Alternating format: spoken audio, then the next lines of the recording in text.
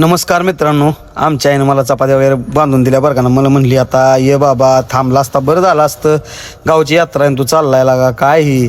I असू दे म्हणलं, पुढच्या वर्षी नक्की येतो बघ यात्रेला. ज्योतिबाला म्हणलं बाबा घे मानून बोळ्या बघता आता काय येतो म्हणलं. चला म्हणलं, परत गेलो. हे आमची समोर दिसते ती बघा माझी आमची शाळा, आमची प्राथमिक शाळा.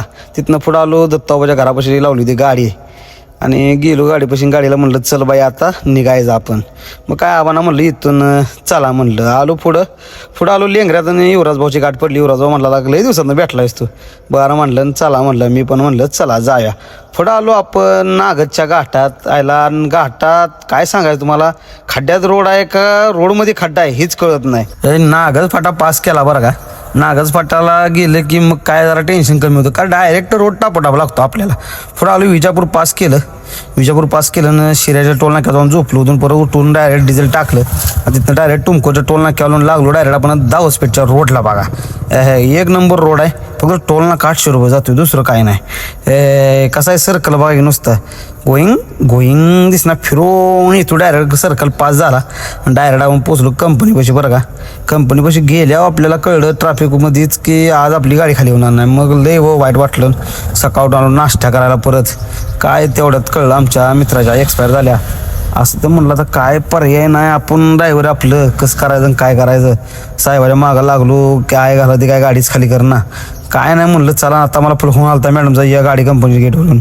आणि सिक्युरिटी नाटकं हीच नाही तीच नाही लावली आडवी गाडीला. मग काय तेव्हा परत घेतली डायरेक्ट. आता ही मशीन आणली होती आपली मशीन, ती गाडीनं बॉक्स उचलायला फक्त का तरी मशीन दिसते ना ही आहे 2 करोडाची बघा.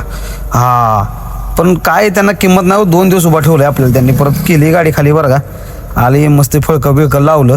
आता आपण केला ऑफिसवाल्याला फोन, म्हणलं काय माल बिल आहे का शेट. माल म्हणला आहे का ना, जावा भरायला MS-ला.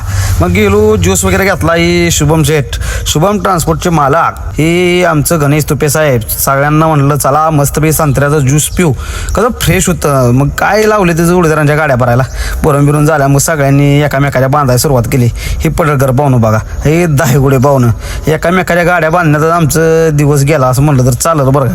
लावून काय नुसतं नावाला एवढ्या हाईटच्या पेटीवर चढायचं, पडलं तर काय करायचं सांगा बरं.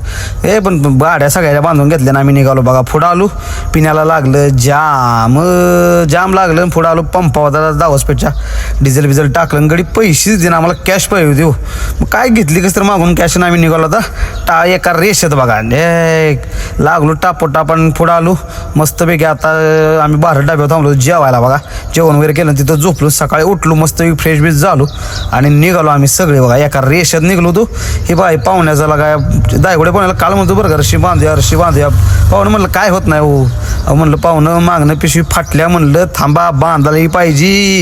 ही पडळकर पाहुण्याला म्हणलं थांबा आता त्यांची गाडी बांधायची आहे म्हणलं आपल्याला. तेवढ्यात बघतो तर काय दीपक पाहुणा आला आमचं बघा. हे कसं सणा लावले बघा गाडी पडून. पाहुण्यानं म्हणलं पाहुणं या जरा रशी बांधू लागा यांना. पाहुणं म्हणलं थांबलो तेवढ्यासाठीच मी. मग काय रशी बिशी बांधून घेतली आणि चला म्हणलं आता दायगुडे पाहुणं परत बघू आता उठतंय का नाही, ती पुढच्या पुढे बघू. आणि ह्यांना पण म्हणलं रे चला पाहुणं बाबानू चला. दीपक पण आलं तर कोईमुतूरवरनं. पुढं थांबलो आम्ही जेवायला बघा. हे जेवायला घेतलं होतं आम्ही मिक्स व्हेज आणि अख्खा मसूर. हे मस्तपैकी खाल्लं पिल्लं पोट भरून. आणि म्हणलं पाहुणं मी एकटा जाणार आहे बाबा, पुढं तुम्हाला याच असलं तर या, नसेल तर राहू द्या. मी म्हणलं पाहुणं आत्ता आमचं प्लॅनिंग ठरलं आहे तुमच्याबरोबरच यावं लागणार आहे, कारण जर आम्ही चुकून झोपलोच तर मग इथंच झोपणार. पाहुण्याला लागलो तर गरमी बघा. पाहुणं म्हणलं थंड प्यायचं आहे मला. पाहुणं काय थंड पिताय राव, असं टावेल बेल टाकू नका, वेगळं दिसतंय तुम्ही काहीतरी. पाहुणं म्हणलं असं द्या चला आता. आणि आलं तोपर्यंत आमचं दाहेगुडे पाहुणं थंड बिंड पिढून आम्ही निघालो आता पुढं हुबळी बायपासला लागलो. हुबळी बायपास चांगला रोड झाला आहे बरं का आता. हे पण थोडं राहिलं आहे बरं का कच्चा. मुला डाबा आलो आणि आमच्या पडळकर पाहुण्याचं झालं टायर पंक्चर. मग काय टायर खराबच झालता बरं का. मग आमचं दीपक पाहुण्या जरा मदत करू लागलं आणि टायर बसून घेतला आणि आम्ही गेलो. हातपाय फ्रेश बीस झालं आणि इकडं दीपक पाहुण्या झालं तर ड्रायव्हर पोच देत होतं.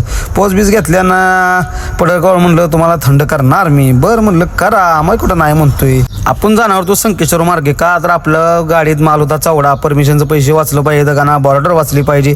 पण काय करायचं, कधी चांगला रोड लागायचा कधी वाईट रोड लागायचा. कुरुंदवाड नरसिंहवाडीकडं गेलो मस्तपैकी कंपनीच्या दाराच्या मागं जरा थांबलो आणि निवांत झोपलो. आता परत भेटू पुढच्या ब्लॉगमध्ये. धन्यवाद.